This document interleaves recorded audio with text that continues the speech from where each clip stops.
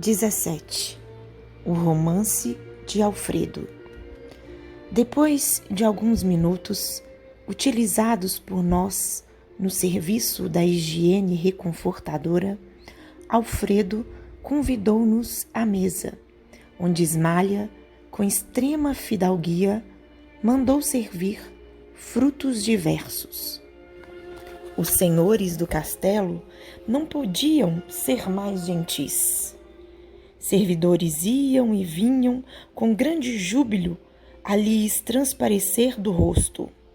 A palestra de Alfredo e as observações de Ismália estavam cheias de notas interessantes e educativas.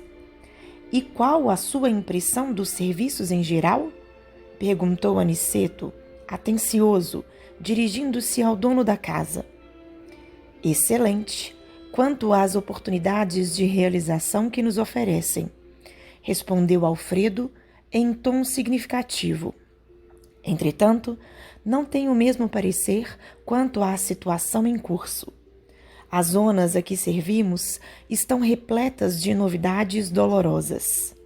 O presente período humano é de conflitos devastadores, e as vibrações contraditórias que nos atingem são de molde a enfraquecer qualquer ânimo menos decidido. Desencarnados e encarnados empenham-se em batalhas destruidoras. É uma lástima. Multiplica-se o número de necessitados que recorrem ao posto? Continuou indagando nosso orientador. Enormemente. Nossa produção de alimentos e remédios tem sido integralmente absorvida pelos famintos e doentes. Tenho 500 cooperadores, mas nos sentimos presentemente incapazes de atender a todas as obrigações. As massas de sofredores são incontáveis. Noutro tempo, nossa paisagem se mantinha sem sombras durante muitas semanas, mas agora, nesse instante, Ismália pediu licença para dirigir-se ao interior. E como Alfredo fixasse os olhos nos meus, aventurei-me a considerar. Ainda bem que tendes uma abnegada companheira ao vosso lado. Ele e Aniceto sorriram quase a um só tempo, falando-nos o administrador. Ah, meus amigos, por enquanto não tenho essa felicidade em caráter definitivo. Minha esposa e eu temos o divino compromisso da nossa união eterna, mas ainda não lhe mereço a presença contínua. Ela é a bondade celeste e eu a realidade humana. Depois de pequena pausa, prosseguiu com gentileza. Aniceto conhece-nos a história. Vocês, porém, a ignoram. Sentir-me-ei, portanto, contente em relatar algumas lembranças com benefício duplo. Aliviarei o coração uma vez mais, contando minhas faltas. E vocês dois, que talvez tenham em breve novos serviços na terra, aproveitarão por certo alguma coisa das minhas experiências. Ismália e eu guardávamos um escrínio de felicidade no mundo. No entanto, os salteadores perversos espreitavam-nos a aventura. Minha responsabilidade era enorme no campo dos negócios materiais. E longe de compreender as obrigações sublimes de esposo e pai, não procurava atender aos deveres justos para com o lar e os 2 filhinhos que Deus me enviara ao círculo doméstico. Ismália, porém, era a providência de nossa casa. Esqueci-me, contudo, de que a virtude, a qualquer tempo, será atormentada pelo vício. E minha nobre companheira foi vítima da maldade de um amigo desleal, com quem tinha eu inúmeros interesses em comum no campo monetário. Minha esposa sofreu em silêncio a perseguição dele por alguns anos consecutivos. E quando meu desventurado sócio verificou a inutilidade da atitude criminosa, em franco desespero, buscou envenenar-me o espírito desprevenido. Começou por advertir-me quanto ao procedimento dela. Atordoou-me, envolvendo-a em acusações descabidas. Subornou criados domésticos e colocou espiões que seguissem minha querida Ismália nas tarefas de esposa e mãe. Esse homem exercia profunda influência sobre mim, e atendendo aos laços que nos uniam, minha companheira jamais se sentiu com bastante coragem para denunciá-lo. Enquanto dava ouvidos à calúnia, fora de meu círculo doméstico, tornara-me intolerável dentro dele. Não sabia contemplar minha esposa com a despreocupação e a confiança absoluta de outra época. Via o mal nos meus mínimos gestos e queria descobrir segundas intenções nas suas frases mais inocentes. Cheguei a acusá-la veladamente. Ismália chorou e calou-se.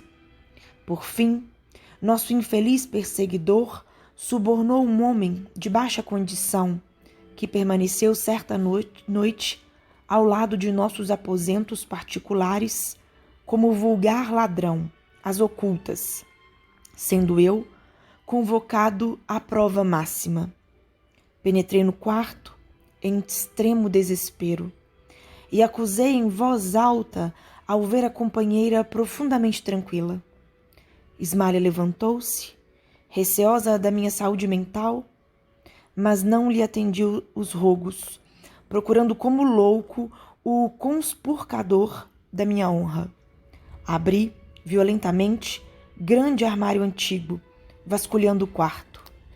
Nesse instante, o vulto de um homem esgueirou-se na sombra do aposento próximo. E antes que eu pudesse agarrá-lo no meu ódio infrene, saltou a janela, alcançando o pomar de nossa casa. Corri, desesperado, detonando balas a esmo, mas nada consegui. Regressei ao quarto e, para cúmulo da calúnia odiosa, o desconhecido deixara atrás de si um chapéu novo, rigorosamente moderno, para que se acentuassem meus sentimentos terríveis. Olhos com gestos, vomitando insultos, quis eliminar Ismália, banhada em lágrimas, a meus pés. No entanto, alguma coisa que nunca pude compreender na terra paralisou-me o braço, quase homicida. Vociferando blasfêmias, surdo aos rogos dela, afastei-me do lar, tomado de horror. No dia imediato, fiz valer meu direito exclusivo sobre os filhos e providenciei para que Ismália, convertida em estátua de dor, fosse restituída à fazenda paterna.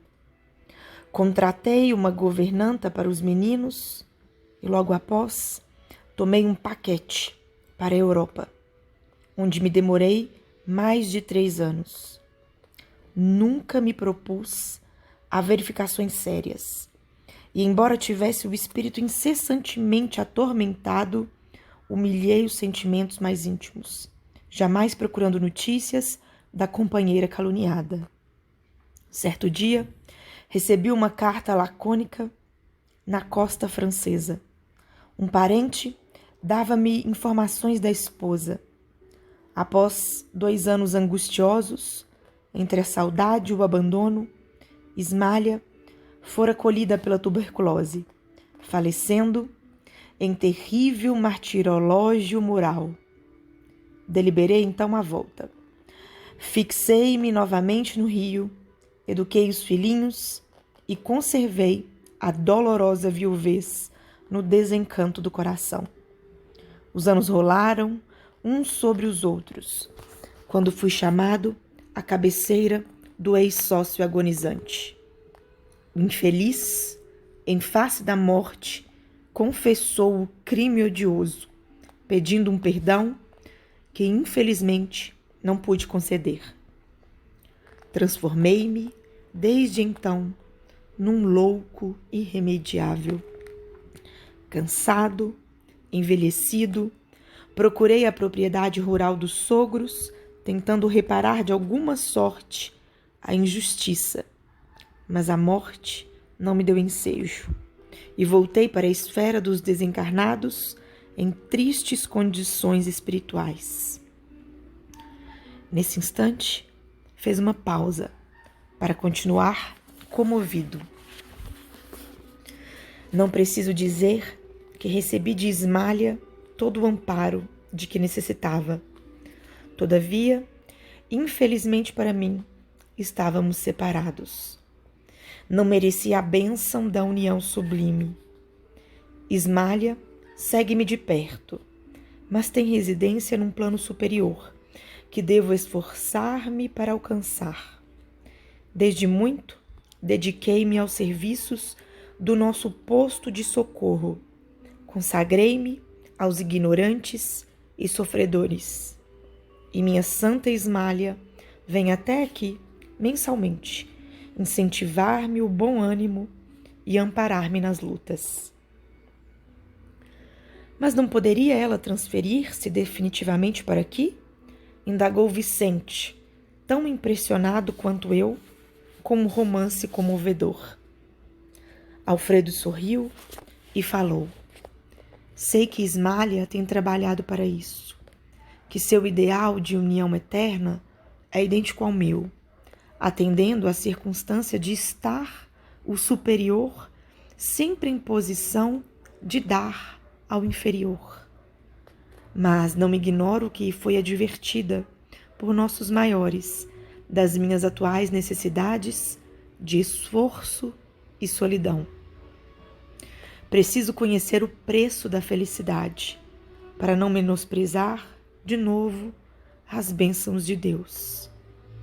Minha esposa deseja descer para encontrar-se definitivamente comigo. Entretanto, é necessário que eu aprenda a subir, e por esse motivo ainda não recebemos a devida permissão para o definitivo consórcio espiritual.